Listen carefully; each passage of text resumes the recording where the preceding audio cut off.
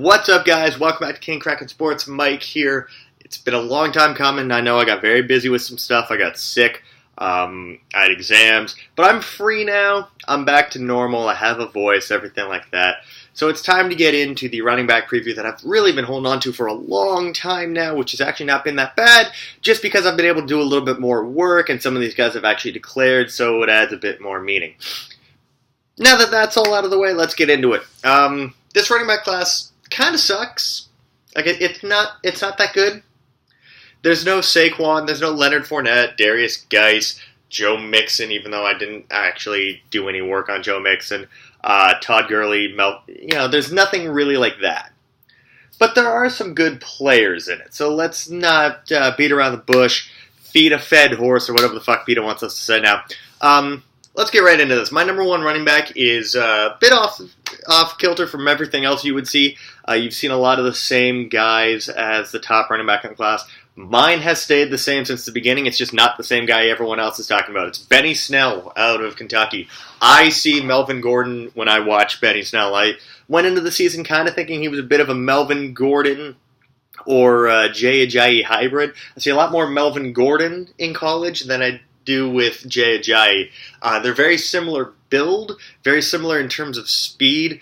And also, just like Melvin Gordon coming out of Wisconsin, there wasn't a lot of tape on them in the receiving game, and I think Benny Snell is very much the same player. I think he does get kind of overlooked because he doesn't have that breakaway speed like some of the other guys do, but I just feel like if he gets in the right system, he's really going to have kind of the same career arc as Melvin Gordon did. Maybe not, leading the NFL in touchdowns or up in that area, but, a very solid lead back, doesn't have to be part of a committee. I just really see high upside with Benny Snell.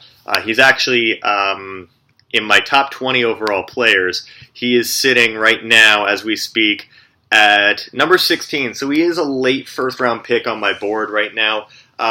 That's subject to change, obviously. It is December. Christmas hasn't even come yet. But for right now, I really like what I see out of Benny Snell. Number 2 is David Montgomery out of Iowa State. Again, another player that a lot of people really like, myself included. Had a really bad offensive line this year. Had some really up and down games. But when he's on, he's really on. I actually kind of liken him a bit to James Conner and what he's been able to do with the Steelers. I think, the ability to catch the ball, run the ball between the tackles or out wide, kind of can fit that same type of role. What used to be called the Le'Veon Bell role. But, yeah, I think he profiles very similar to the way James Conner was at Pitt, and we've now seen how James Conner is done at the next level when he's the guy in a backfield. Again, really high upside, kind of a second-round guy, but again, kind of early to mid-second round, and I think someone's going to get a really good player that can be the lead guy in a committee or potentially a feature back.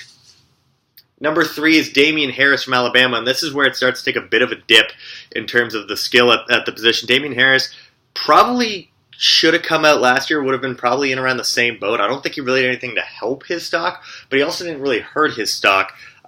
Just ended up getting a lot of extra carries that just kept adding on to punishment. Why bother at that point, man? If you're going to be a second-round pick last year, you came back, you took a bunch of hits for free, and you're still going to be a second-round pick this year, second, third-round pick. Right now, Damien Harris is sitting. Where is he sitting on my board? Right now, he's sitting at 54 on my board, so kind of that second to third round pick. Kind of going to be a guy that's going to be, one of the guys in a committee. I don't know if he's a lead back in the NFL, but just an overall solid back. I mean, he's your typical Alabama running back. Number 4, Rodney Anderson. If this guy doesn't get hurt week 1, this could be a completely different conversation. But he's, he played 3 years. He got injured twice, and one of them was for the year. He played 1 game this year, 5 carries, 100 yards against Florida Atlantic.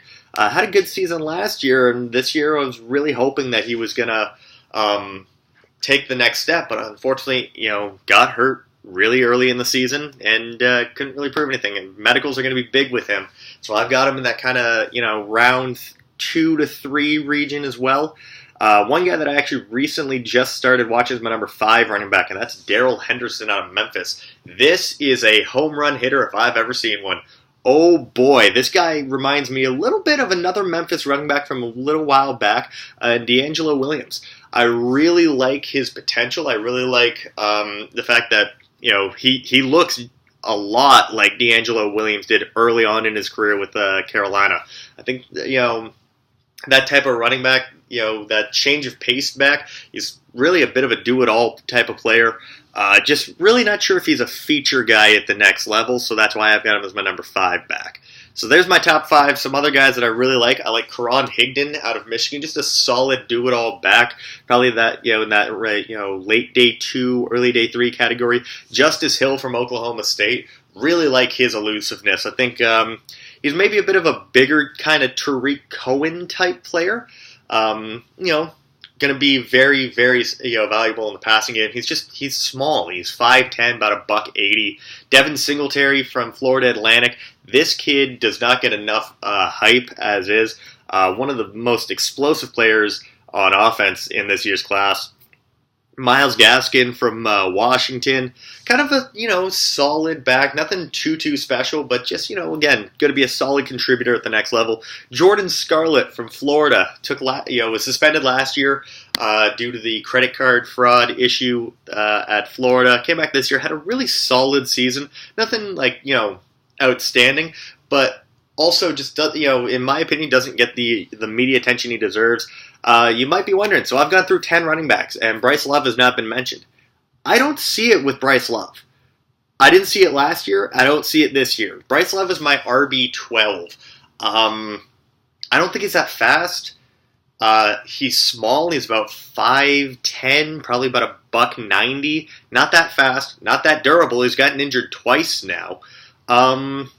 He's not strong. He's average. He's an average running back in a below average, class. He would have been probably a day 3 pick last year. I think he's a day 3 pick again this year.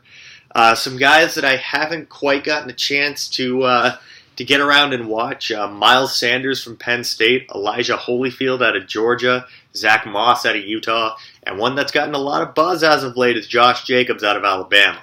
So those are going to be some guys that I need to watch going forward. That's going to do it for today, guys. As always, like, comment, subscribe, tell a friend, tell another friend. I'll see you again tomorrow when we talk wide receivers.